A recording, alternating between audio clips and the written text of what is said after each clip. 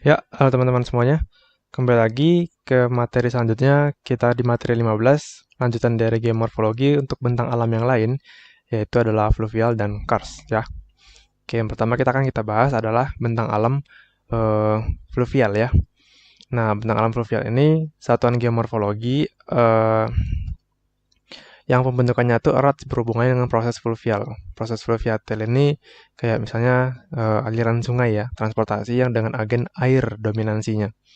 Nah, proses fluviatil adalah semua proses yang terjadi di alam, ya, baik fisika maupun kimia, yang mengakibatkan adanya perubahan bentuk permukaan bumi. Jadi, perubahan-perubahan baik fisika maupun kimia dari proses fluviatil itu mempengaruhi permukaan bumi, yang disebabkan sama agen air permukaan khususnya. Nah, baik yang merupakan air yang mengalir secara terpadu di sungai, ataupun air yang tidak terkonsentrasi, atau sheet water. Nah, proses fluviatil ini bervariasi intensitasnya. Perlu diketahui bahwa air permukaan merupakan salah satu air dari mata rantai air siklus hidrologi, ya, dari bagian air permukaan itu ya. Nah, adanya air permukaan sangat dikontrol oleh adanya air hujan. Ini pengontrol utamanya adalah air hujan, sedangkan besar kecilnya jumlah permukaan dipengaruhi oleh beberapa faktor, seperti nilai curah hujan. Misalnya kalau curah hujannya tinggi, nanti akan mempengaruhi bagaimana stream competence dan stream eh, apa ya, debit aliran yang mempengaruhi proses erosional lagi di bagian daerah-daerah sungai misalnya. Jumlah vegetasi, nih bagian vegetasi itu bagaimana daya serap air di untuk apa ya, untuk misalnya di bagian sungai kan pasti kalau misalnya banyak vegetasi jumlah erosionalnya juga lebih dikit gitu kan.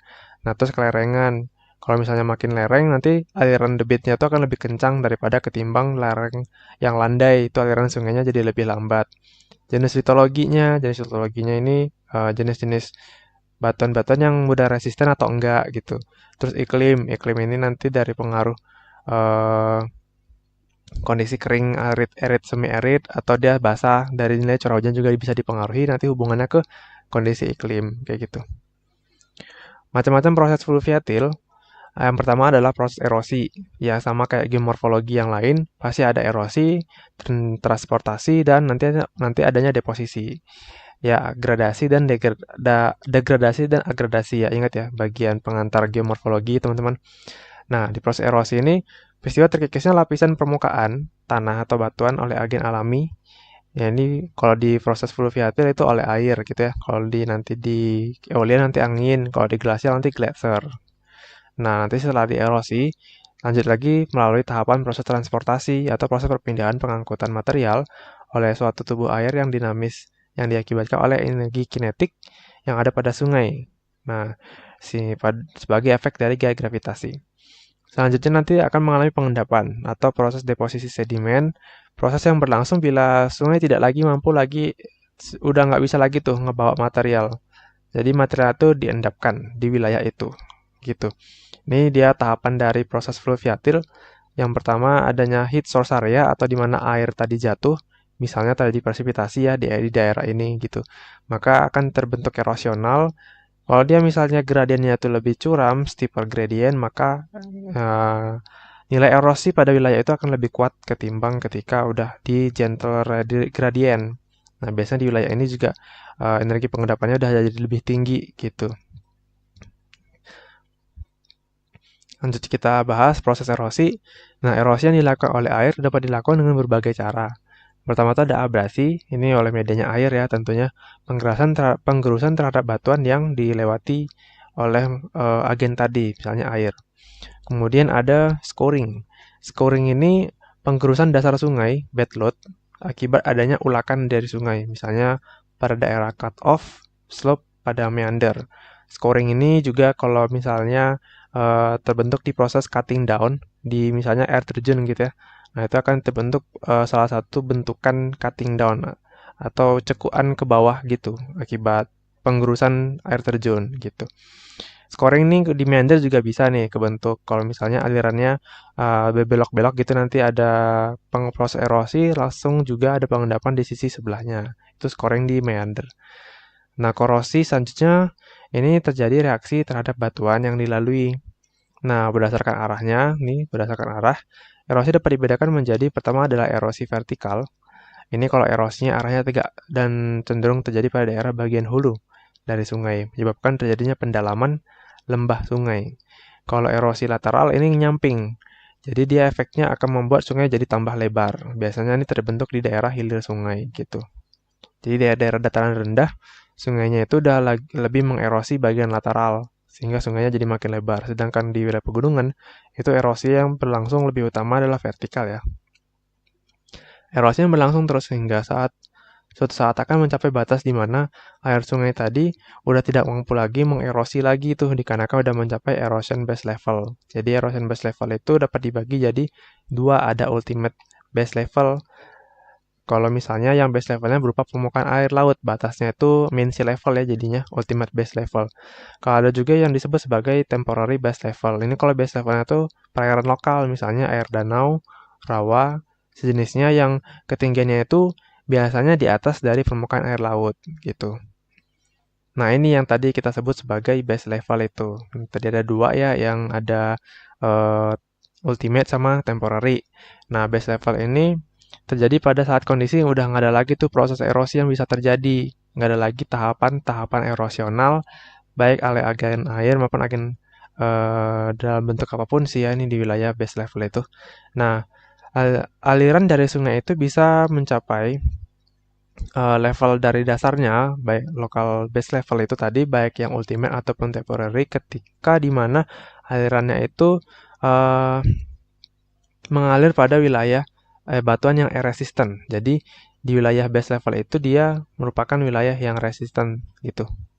Kemudian alirannya itu juga mencapai batas base level atau base lokal tadi ketika alirannya itu masuk ke bagian danau, perairan kayak di samudra, dikarenakan gradasinya itu udah lebih gentler. Gentler itu udah lebih ini ya, lebih hampir datar lah gitu. 0 derajat gradiennya. Nah, sea level itu disebut sebagai ultimate base level. Nah, base level dapat juga bisa dibawa dari sea level. Nah, ini disebut contohnya itu adalah lembah kematian. Ini bisa di bawah sea level. Jadi ada 3 jenis ya. Yang pertamanya ada temporary, contohnya ada waduk gitu ya. Waduknya itu ada di atas perairan main sea level gitu. Jadi alirannya nanti masuk ke waduk dengan base level erosinya adalah mengacu dari ketinggian muka air waduknya. Nanti ada juga yang ultimate yang gambar ini. Ini ultimate tadi. Ini yang temporary. Temporary yang ultimate itu dari mean sea level atau sea level paras ketinggian lautnya lah. Nah, ini juga ada yang uh, apa ya? Di bawahnya, di bawah muka air laut sea level gini misalnya, nanti stream alirannya lebih lagi dari bawah sea level. Nah, ini gambar dari local base level. Ya, local base level. Ini bisa kelihatan garis hitam, garis putus-putusnya menandakan profil ini tadi apa namanya?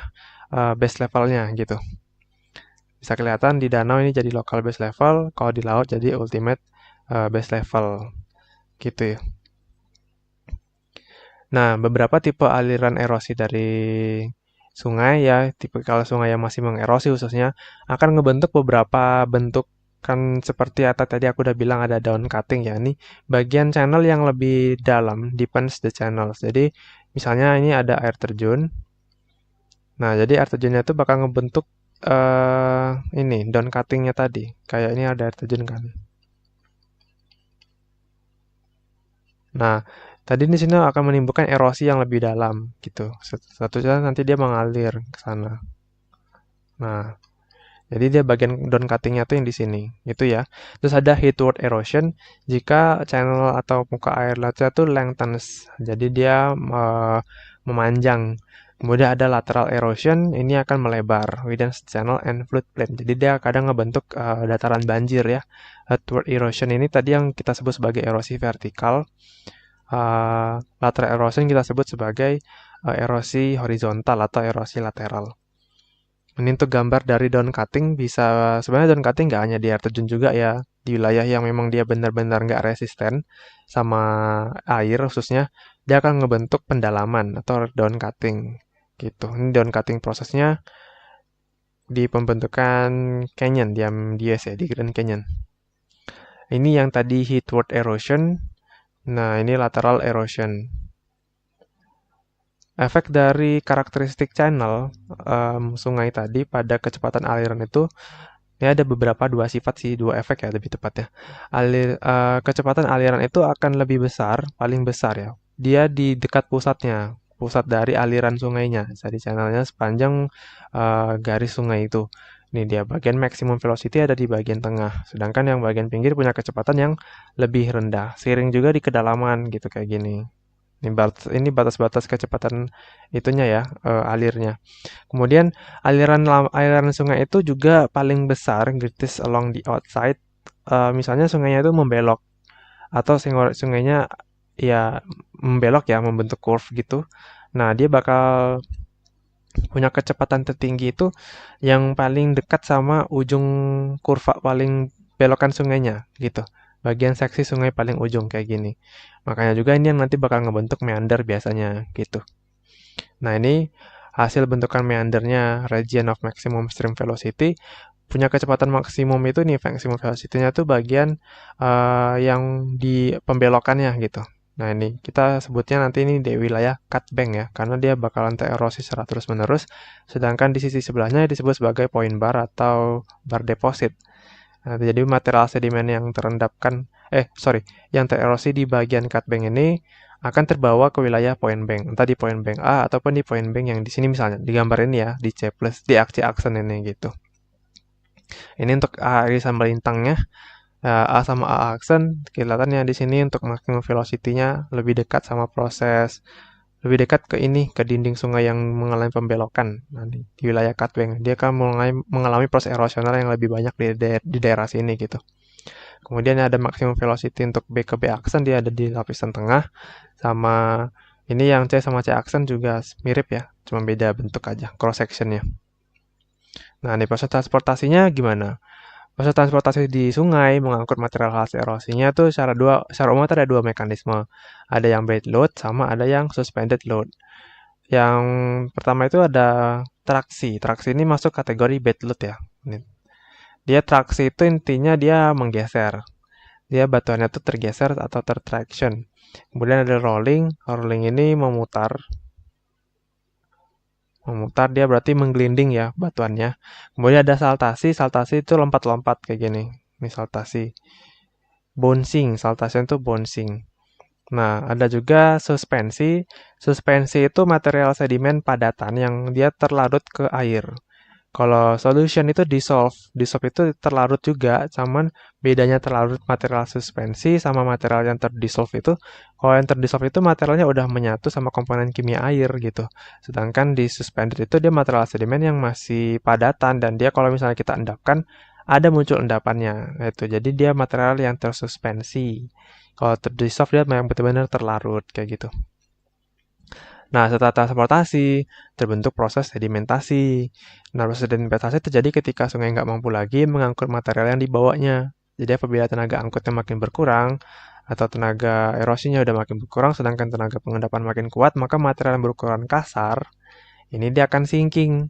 Dia akan terendapkan oleh gravitational settling. Sehingga terlebih dahulu mengalami pengendapan dan menyisakan material yang halus yang masih tersuspensi. Nah, ini contohnya.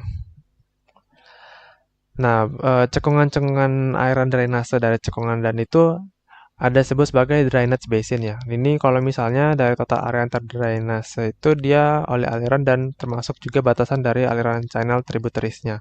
Itu. Kemudian divide ini das ya. Nama lain das atau daerah aliran sungai ini batasan wilayah ketinggian ya, misalnya pegunungan atau batas-batas tertentu di permukaan yang memisahkan satu drainage basin dengan yang lainnya. Divide. Jadi drainage basin itu juga das juga. Divide itu bidang pembagi antara das satu ke das lainnya. Divide namanya. Ya, jadi das itu nanti bakalan banyak banget aliran-aliran pola pengaliran yang udah kita singgung di materi geomorfologi struktural ya. Jadi satu das itu bisa aja lebih dari 2 atau 3 pengaliran gitu. Tapi biasanya satu pengaliran. Contoh das Rokan yang ada di provinsi aku. Itu dominansi ada satu sungai namanya Sungai Rokan gitu.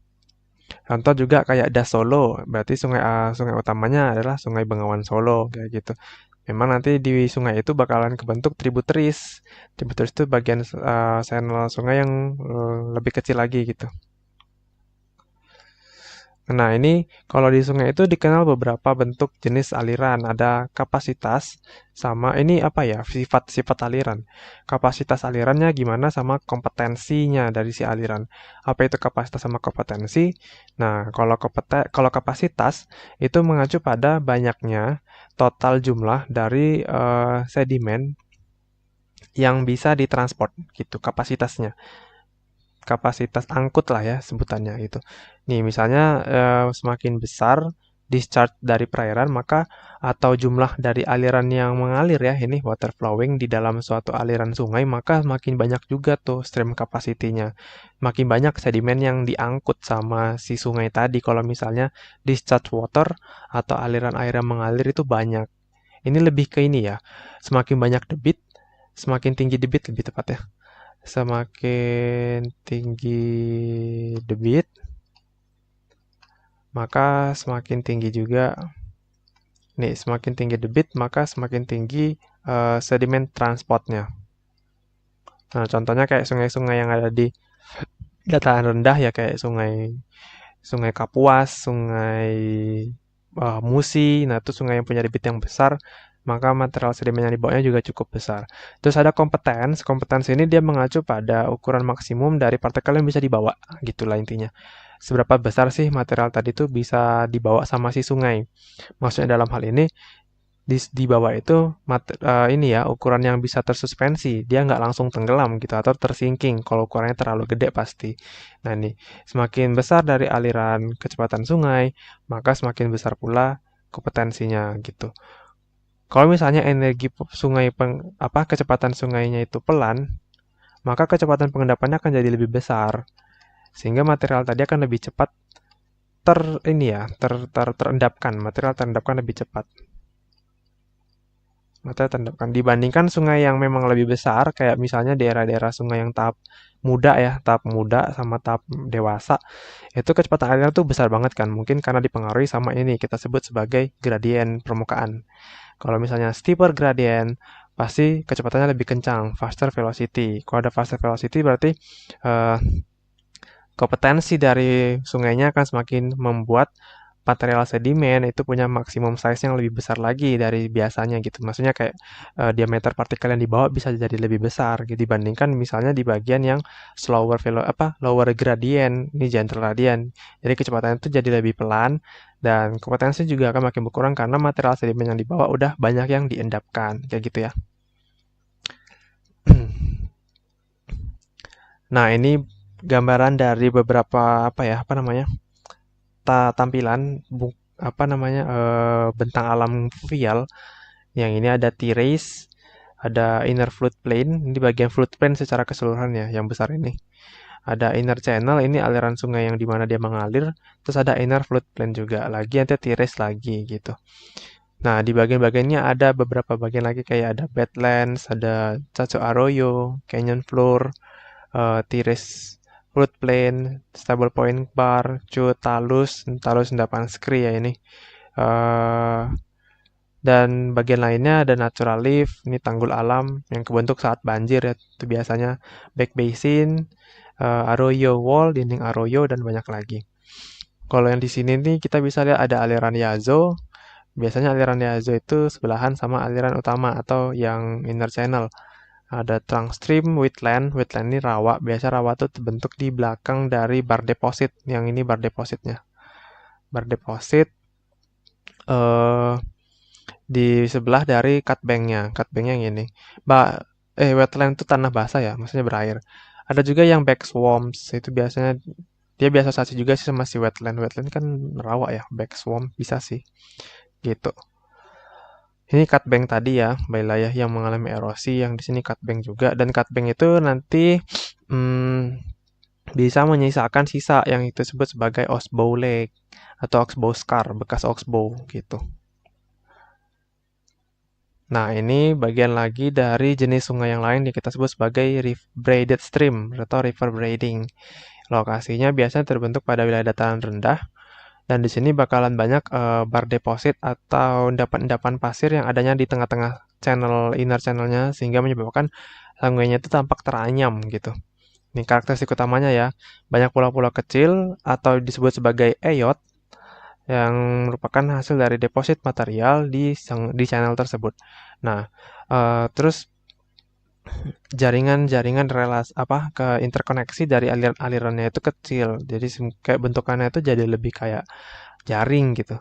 Nah, pada kondisi aliran muatan aliran discharge-nya itu tinggi, maka bed stream itu dapat membawa banyak atau lebih besar lagi muatan dari material-material sedimen yang kasar, khususnya coarse material sedimen dibawa dalam jumlah yang banyak, large load. Kalau misalnya di bed stream itu eh, tiba-tiba gitu, misalnya ada curah hujan yang besar, ya high discharge-nya jadi besar. Itu biasanya large load dia dibawa material kasar gitu, karena material yang di tengah gitu udah mengalami proses penyementasian gitu. Jadi dia akan rusak lagi, itu nanti kebentuk lagi sedimen di situ gitu. Nah, karakteristik dari sungai Braided Stream itu dia alirannya variabel gitu. Kadang nanti kayak yang tadi aku bilang ada high discharge, nanti dia ada low discharge yang kebentuk lagi endapan-endapan sedimennya di tengah-tengah dan sungainya gitu. Nah, ini bentuk dari simpelnya yang model lain. Nah, yang kita sebut sebagai anostomosing. Bedanya sama bedded stream, jaring-jaring yang kebentuk di bedded stream ya, channel bar lebih tepatnya sebutannya. Channel bar itu atau gravel bar itu tuh ada di aliran itu aja gitu. Dibandingkan dengan anostomosing, bentukan sungai Anyam di anostomosing itu eh, dia benar-benar ngebentuk sungai atau tributaries channel yang lain. Kayak gini, ini aliran sungai utama, dia ngebentuk sungai yang lain di sini. Ini ngebentuk sungai yang lain, bentuk sungai yang lain. Jadi kayak kesannya kayak badet stream, cuman dia nggak badet stream sih. Ya, Anastomosis fluvial system itu punya fase asosiasi yang mirip sama sistem meander. Nah, ada active channel, abandoned channel. Abandoned channel ini bagian aliran air yang udah mati. Ada active channel yang inner channel tadi. Ada overbank, splay, tapi dia bedanya di proporsi dari sisi geometris pembangunan atau proses pembentukan si sistem tadi sama sistem meander sama sistem anastomosing tuh bedanya di situ. Nah, ini bagian lagi yang lain alluvial fan. Kalau misalnya dia ngebawa material sedimen yang mengalami proses erosional di wilayah pegunungan, terus ya dia membawa material tadi itu ke segala arah ketika dia berhasil keluar ke elevasi yang lebih rendah kayak gitu. Yang alluvial fan dia bawa ke semua arah gitu. Aliran ephemeral itu biasanya terbentuk di bagian canyon atau struktural di sedimen itu. Nah, ketika alirannya itu bisa mencapai dari lembah, aliran itu akan melambat dan dia akan menyebar kayak gitu. Nah, alirannya menyebar tadi tentu akan membawa material sedimen. Sedimen jadi itu juga akan melambat karena udah alirannya itu lambat kan tadi yang kita bilang di kompetensi aliran. So down dia akan menyebabkan aliran material sedimen akan lebih banyak mengendap. Sembari dia mengendap, dia juga menyebar, spread out yang ini gitu. Nah, sedimen terdepositi atau terendapkan dalam bentuk kipas. Nah, bentuk kipas, kenampakan bentuk kipas kayak gitu. Nih, ya. Ini bagian-bagian lain dari sedimen alluvial fan. Bentukan fluvial sedimen alluvial fan tadi ini kayak ada fluid plain deposit, abandoned main distributary channel. Ini bagian yang udah hilang, udah mati sungainya. Incised valley-nya itu dia yang ini bagian keluar pusat airnya keluar dari sungainya gitu. Ini ada minor flood channel deposit, sequence dari paleosol, sungai-sungai yang terdahulu ya ini. Kalau ini sequence litologi yang terdahulu, sungai-sungai yang terdahulu gitu. Nah, ini sungai yang terdahulu bentukan endapannya di sini ini yang baru sekarang gitu. Jadi bentukannya itu menyebarnya itu nggak ke ini, maksudnya kayak nggak langsung sungainya tuh nyebar semua banjir gini, nggak, dia ngebentuk ini sungai-sungai yang uh, distributary channelnya akan terbentuk dalam kondisi tertentu, misalnya adalah pengaruh discharge, pengaruh angin juga bisa, pengaruh litologi yang mengenal lebih tahan atau nggak tahan sama erosi kayak gitu. Nah, itu tadi bentang alam fluvial. Kita lanjutkan ke bentang alam karst ya, teman-teman. Jadi di sini tuh intinya bentang alam karst itu bentang alam yang terbentuk di wilayah zona zona ini gampingan atau karbonatan. Jadi ada syarat penting tuh dalam proses pembentukan morfologi karst. Yang pertama adanya batuan yang mudah larut dan tersingkap.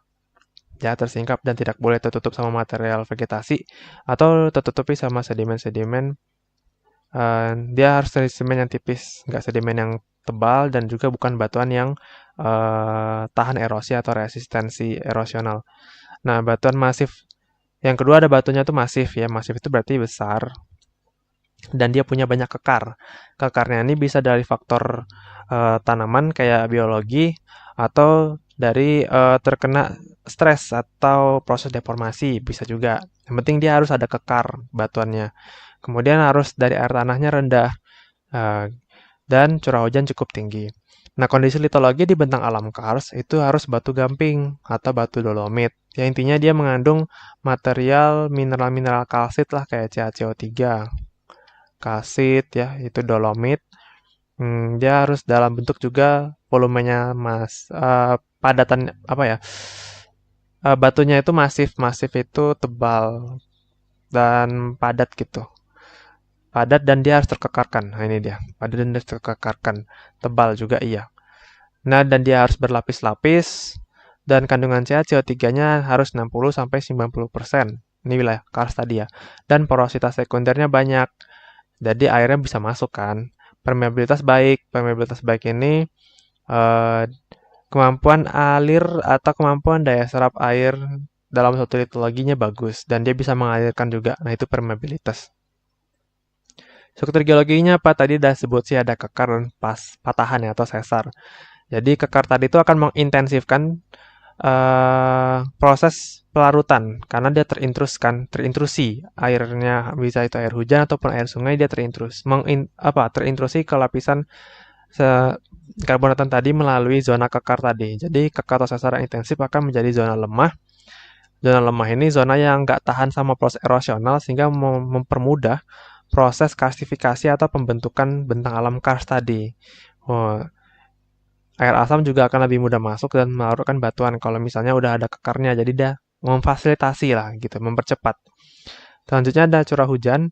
Diperlukan curah hujan yang tinggi untuk membentuk topografi karst. Makanya biasanya geomorfologi karst ini biasa terbentuk di wilayah ekuator. Bisa sih terbentuk di wilayah lain kayak di China itu banyak topografi karst ya. Tapi memang harus dalam tanda kutip curah hujannya itu harus tinggi. Biar proses pelarutannya jadi lebih intensif atau pembentukan karstifikasinya jadi lebih bagus gitu. Nah, air hujan tadi merupakan media utama, jadi agennya itu adalah air untuk proses pelarutan di karstifikasi agen morfologi karst dalam karstifikasi ya ini. Ya, dan tapi juga airnya tuh juga apa ya lebih bagus lagi mengandung asam. Jadi akan mempercepat proses pelarutan karbonatan atau gampingan.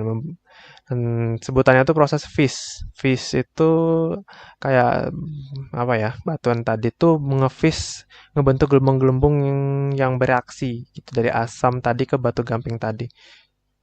Itu dia. Nah, proses geologinya apa aja untuk membentuk proses geomorfologi apa namanya? Geomorfologi karst. Ada proses endogenik, dia ada pengangkatan dan pengekaran. Dia apa ya? Terkena stres gitu. Dan eksogeniknya itu tadi melalui pelarutan dan erosi. Nah, pola penyaliran yang utama di proses geomorfologi apa namanya? Karst ini dia harus multibasinal gitu. Atau bukan harus sih, kayak pola yang terbentuk bisa multibasinal gitu. Nah, aliran sungai itu secara tiba-tiba bisa hilang, ini losing stream, dan muncul kembali di tempat lain kita sebut nanti sebagai resurgence atau spring. Jadi ada inflow water dan outflow water di wilayah karst. Nah, karstifikasi tadi kita ada nyinggung karstifikasi. Karstifikasi itu apa? Karstifikasi proses pembentukan morfologi karst ya ini. Jadi pertama itu air permukaan itu memasuki rekahan batuan. Ya, itu masuk, terintrusi melalui proses rekahan atau patahan.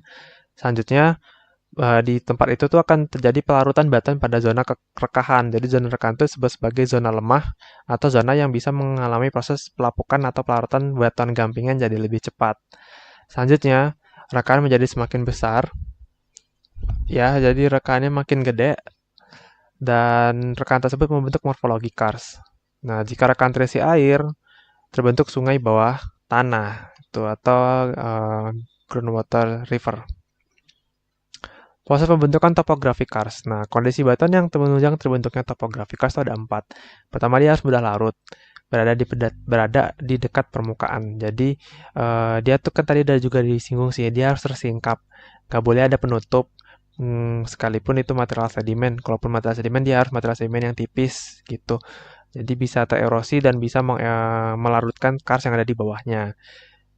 Terus masif, tebal, dan terkekarkan dan berada pada daerah dengan curah hujan yang tinggi serta dikelilingi lembah. Bisa juga. Lembah ini kenapa dia harus lembah? Karena eh di lembah itu nanti bakal membuat pola aliran pengaliran itu jadi radial sentripetal kan.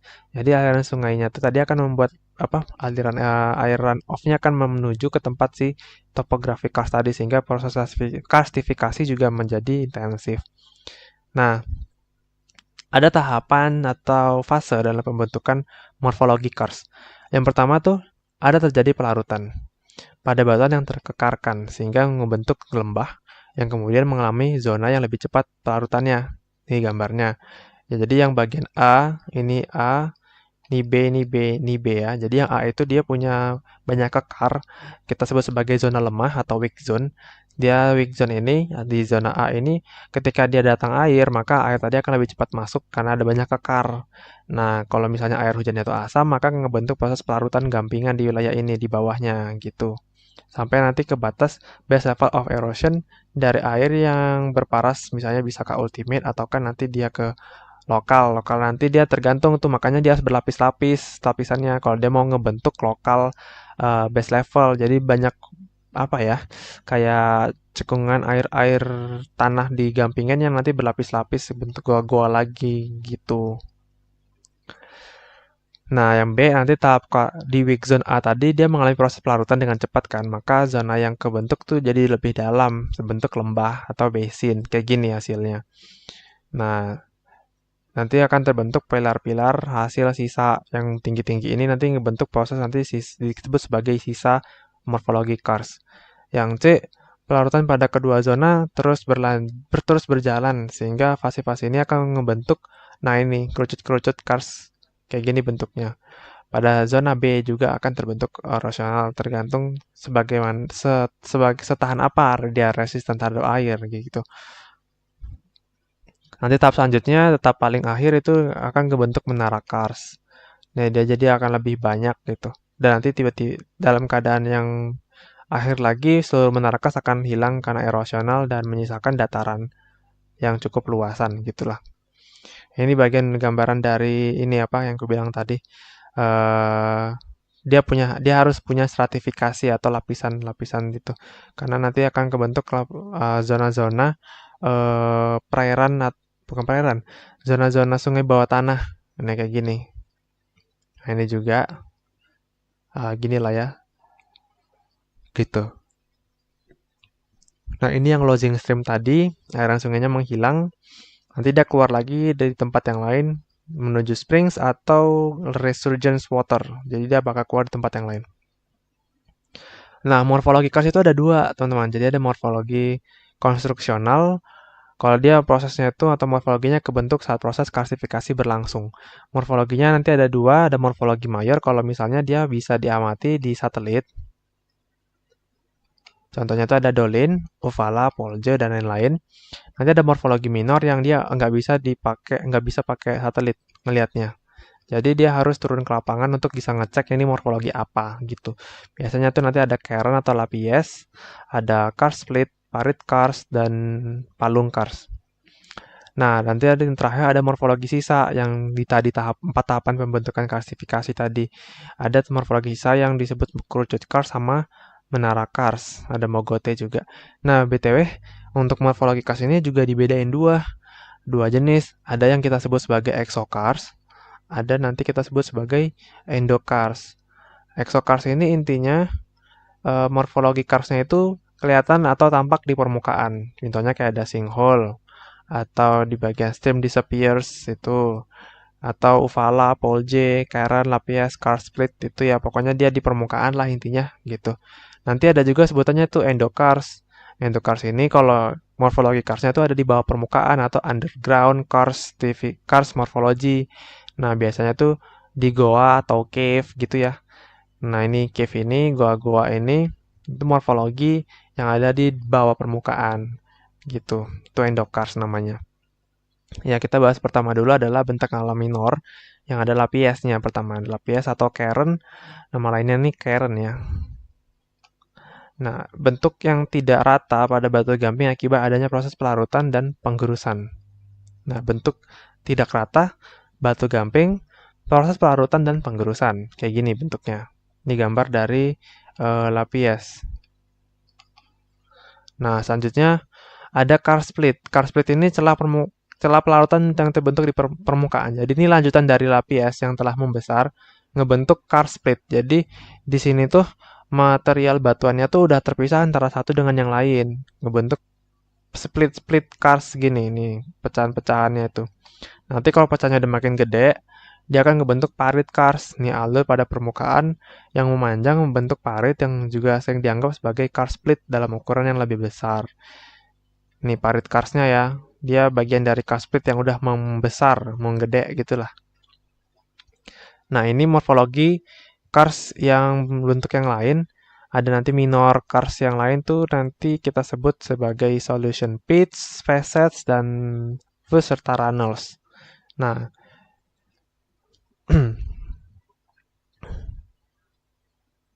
nah ini ya tadi exokarst sama endokarst. Ini exokarst, ini endokarst tadi.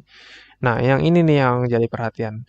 Gejala-gejala Karen itu nggak hanya pada bidang horizontal, bisa dalam bentuk vertikal, dan juga si Karen ini juga bisa ada terbentuk di endokarst, atau dia di bawah permukaan. Jadi satu contohnya adalah solution pits. Ini solution pits itu bagian lubang yang mengalami solusi atau pelarutan. Serta facets, kalau misalnya dia ngebentuk kayak gini nih, facets. Tiang-tiang kecil kayak gini.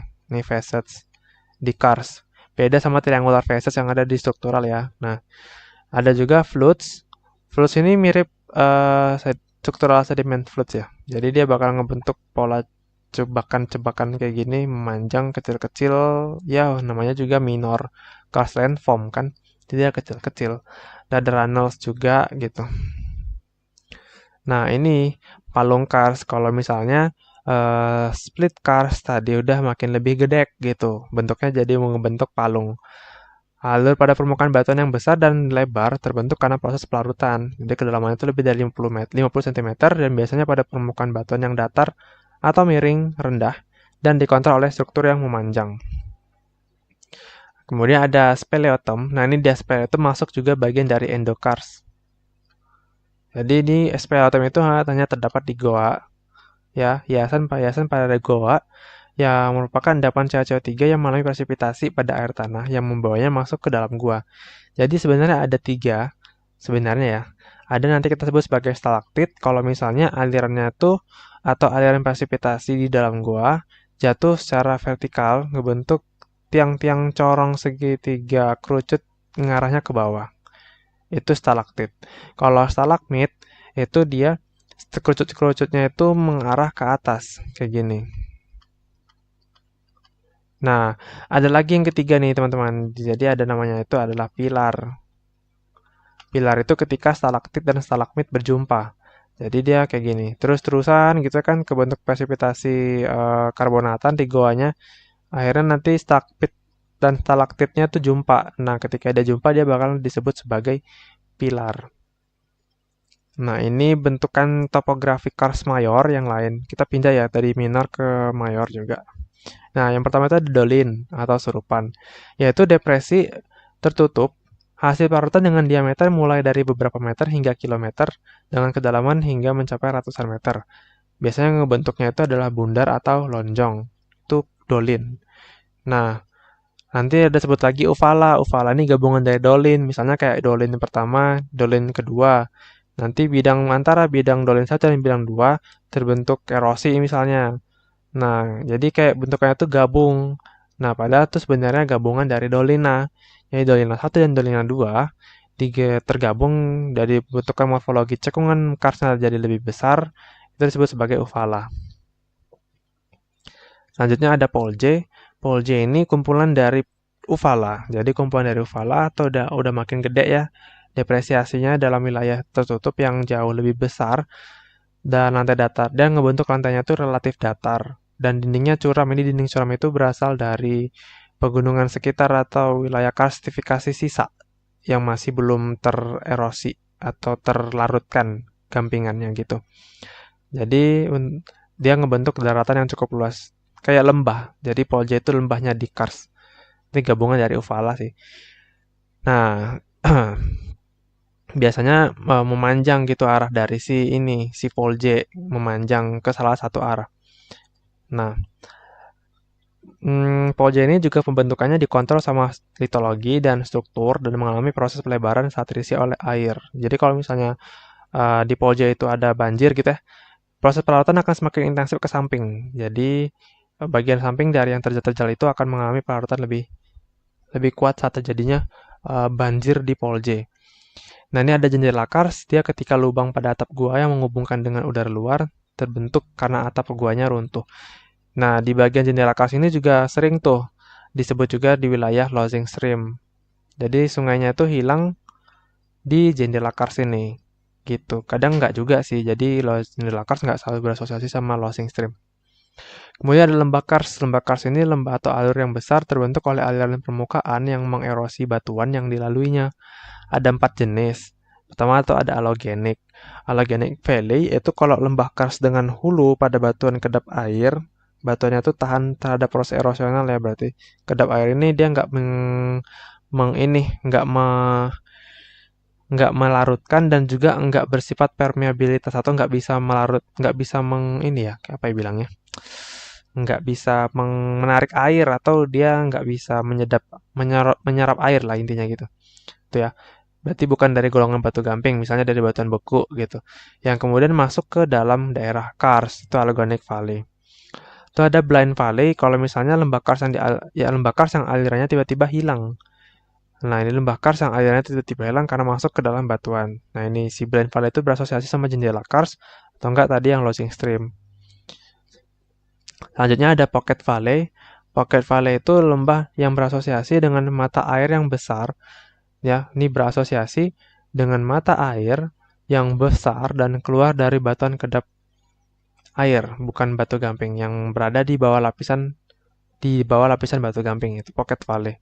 Kemudian ada Dry Valley, lembah yang mirip dengan lembah fluviatil, tapi bukan sebagai penyaluran air gitu. Jadi airnya itu masuk langsung meresap ke batuan dasarnya karena banyak rekahan di daerah itu. Jadi Dry Valley itu kayak tadi tuh yang di zona weak yang A tadi. Jadi dia uh, kering gitu. Jadi airnya ketika datang ke situ langsung terserap masuk ke bawah permukaan gitu. Ini contohnya tuh ada Blind Valley tadi, dia ada disappearing stream atau losing stream tadi. Ada sinking ini dolin. Ini ada collapse sinking kalau dia jebol sampai bawah dan ambruk ke bawah subsidency. Ini ada stalaktit, stalagmit, ada kolom atau pilar tadi. Nah, itu. Nah, ada lagi morfologi yang lain, ada gua. Gua atau ruang bawah tanah yang dapat dicapai dari permukaan dan cukup besar bila dilalui manusia. Itu gua. Dan ada berikutnya terowongan atau natural bridge. Gua itu gambar yang ini gua. Yang ini natural bridge. Jadi natural bridge ini mirip sama yang ini sih. Natural bridge yang ada di geomorfologi pesisir nanti kita pelajari video selanjutnya ya. Ada ini juga natural bridge itu terbentuk di laut. Nah, tapi kalau misalnya di laut, kalau misalnya jembatannya ini runtuh, ya itu namanya nanti sistek. Tapi kalau di geomorfologi karst, namanya nanti akan terbentuk kerucut karst atau menara karst gitu. Ya, ini tipikal endokars ya. Nanti ada istilah resurgence, yaitu tempat keluarnya air. Jadi kadang juga disebut sebagai springs. Ada sungai bawah tanah. Ini tadi tuh ya kalau airnya tuh hilang, dia tapi ada di dalam bawah kars itu. Nanti dia bakal keluar lagi di tempat yang lain. Nah, ini bagian dari endokars yang ada di goa, bagian-bagian hiasan gua atau speleotem. Ada stalaktit, ada straw atau stalaktit yang seperti bentuknya tuh sedotan, jadi memanjang kayak ya kayak apa ya, usus, ya memanjang gitu. Bayang nggak sih? Memanjang-memanjang gini. Kalau dibandingkan stalaktit bentuknya tuh segitiga. Kalau straw bentuknya tuh garis-garis gini. Bukan garis sih, kayak tabung-tabung gitu noh. Kayak selang noh. Nah, ya kayak sedotan noh gitu. Kalau yang stalaktit dia kayak kerucut menggantung gitu. Terus ada helictit. Helictit ini bentuk yang lebih kecil lagi daripada straw. Dan bentuknya biasanya tidak teratur atau irregular. Kayak cacing lah. Terus ada kartin. Kartin itu bentukan dari stalaktit yang bentuknya itu melembar. Bentukannya itu melembar. Nah, melembar dan meliuk-liuk. Ya, melembar dan meliuk-liuk. Kemudian ada flowstone. Flowstone itu batu flow terbang, batu terbang. Ya, ini material mirip sama stalaktit tapi dalam jumlah yang bukan jumlah, dalam bentuk yang lebih besar daripada stalaktit itu gitu. Dan dia bentuknya menggantung ya ini flowstone. Kemudian ada pilar, pilar atau kolom dia kalau stalaktit dan stalagmitnya berjumpa. Ada teras, travertin. Ini kalau misalnya terbentuk jejak berundak di dalam goa karena aliran material presipitasi sedimen karbonat tadi. Ini ada stalagmit kalau dia letaknya tuh di bawah. Nah, selain bentuk proses karstifikasi, ada juga hasil proses bentukan sisa pelarutan. Nah, yang dimaksud dengan pelarutan adalah morfologi yang kebentuk setelah pelarutan terbentuk atau erosinya udah jalan, udah berlanjut gitu, sehingga meninggalkan sisa bekas-bekas erosi yang khas tuh di daerah kars. Nah, pertama itu ada kerucut kars. Kerucut kars itu kalau bentuknya itu masih lerengnya terjal dan bentuknya tuh kerucut. Biasa dikelilingi sama oleh depresi. Sama bedanya yang kedua ada menara kars. Menara kars ini bentuk sisa pelarutan dan erosi yang bentuknya itu udah kayak menara. Lerengnya tuh terjal, tegak di tapi ya. Bukan kalau di sini kan lerengnya tuh terjal melandai. Ini lerengnya tuh terjal vertikal gitu atau menggantung. Dan dia terpisah satu sama lain. Kalau kerucut kars itu masih bisa nyambung satu dengan yang lain, nanti ngebentuk kumpulan-kumpulan kerucut kars gitu. Dan menara kars ini biasanya udah berasosiasi sama daerah dataran aluvial atau daerah yang tempat dia mengalir di surface runoff-nya gitu. Nah, ini bentuk dari kerucut kars. Nah, bentuknya itu masih terjal melandai kayak gini. Sedangkan kalau di menara kars, dia itu udah vertikal gitu. Nih, vertikal-vertikal gini. Nah, itu. Oke, kita lanjut ke soal. Jadi ada 3 soal. Pertama itu ada OSK tahun 2016. Soal nomor 84. Kenapakan depresi pada daerah Batu Gamping yang berasosiasi dengan struktur patahan pada seperti pada gambar di bawah? Nah, ini apa nih? Dolin itu terbentuk karena sinking. Ya, pelarutan karena sinking tadi. Terus ada Polje. Polje itu gabungan dari Uvala ya. Dia bisa-bisa juga sih terasosiasi sama daerah patahan. Jadi jawabannya itu adalah Polje. Cave Goa, ini gambarnya tidak goa sih.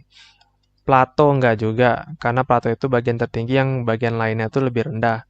Sinkhole enggak, sinkhole itu bentukannya itu melingkar kayak dolin. Dan dia kecil-kecil, ini kan luas ya, ini jawabannya adalah Polje. Oke, nomor 82. Istilah natural leaf atau tanggul alam yang terbentuk secara alamiah ya, terdapat pada bentang alam.